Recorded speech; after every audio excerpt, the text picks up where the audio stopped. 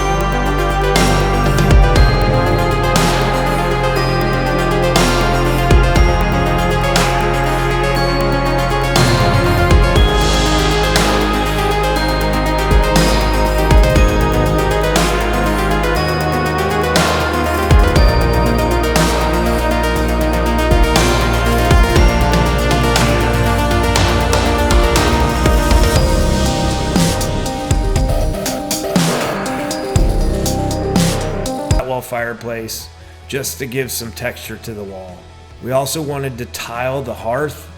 Mrs. KW and I went back and forth whether we wanted to keep the hearth bench or not, and then we agreed it added some dimension and added some value to the room. So here I'm cutting up some hardy board to add to the hearth for tiling. They say the best way to cut it is with a razor blade, so I tried my best to use a straight edge to cut it, but as you can see, it was not the best way to do it.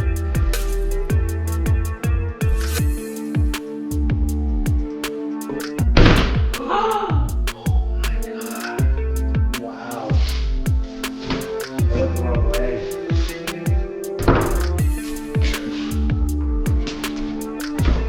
Wow. So I switched over to the jigsaw. Much more messy, but much more accurate. And the best thing about it is it's quick. And you see me putting the hardy board on the floor because I cut into our table a little bit on the back patio. All these other woodworkers and DIYers show you how easy it is. And I'm here to show you that mistakes are always made. So I'm laying out the hardy board. One sheet was not long enough, so I had to do 2 different sheets. Here I have an angle finder to help me find the exact angle I need to cut at. I tried doing it with just a ruler, it didn't work. So this was a great addition to my tool arsenal. I ended up scribing the corners a little bit for a better fit. Next, I wanted to mark the studs for the slat wall. So here you can see me taping down the studs. Later, you'll see me fire a laser at those tape lines so that as we hang the slat wall, screw into the right place.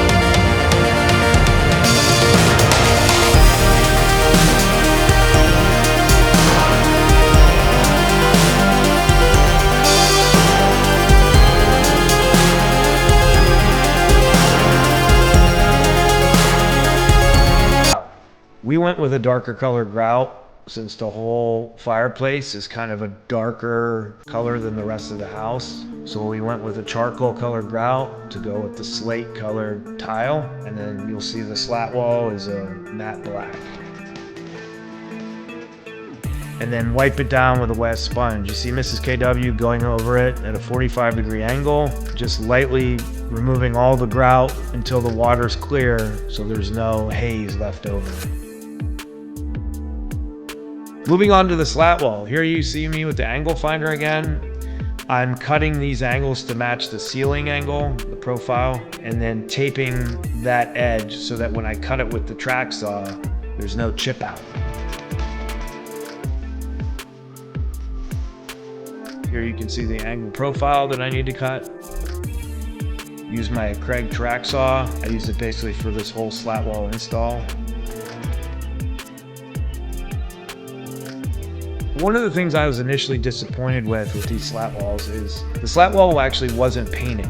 It was like almost like a vinyl wrap over it. And so I was kind of pissed. But then after I made the cuts, I saw that I could push the vinyl wrap back over the cut so you didn't see any edging.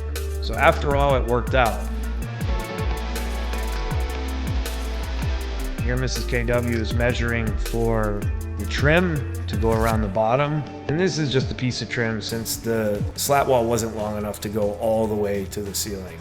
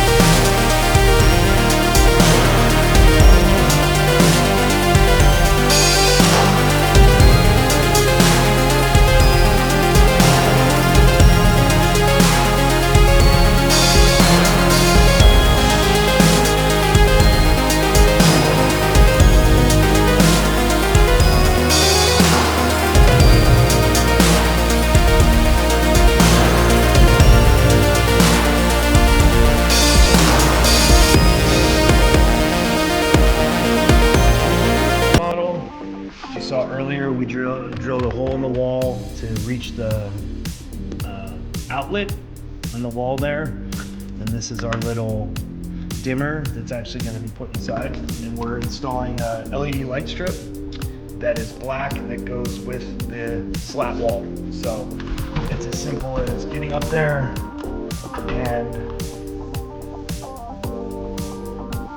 just getting in between the slats and sliding in. It's a friction fit.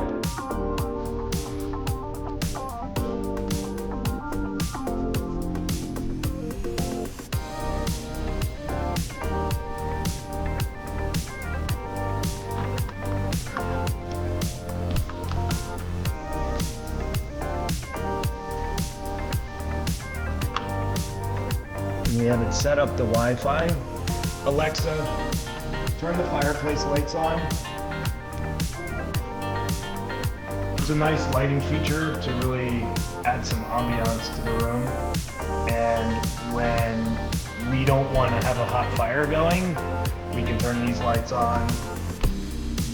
They're on a dimmer, so we can bring them up, we can bring them down, depending on how romantic my wife is feeling. Again, we have the laser to make sure it's level, and that's really it. This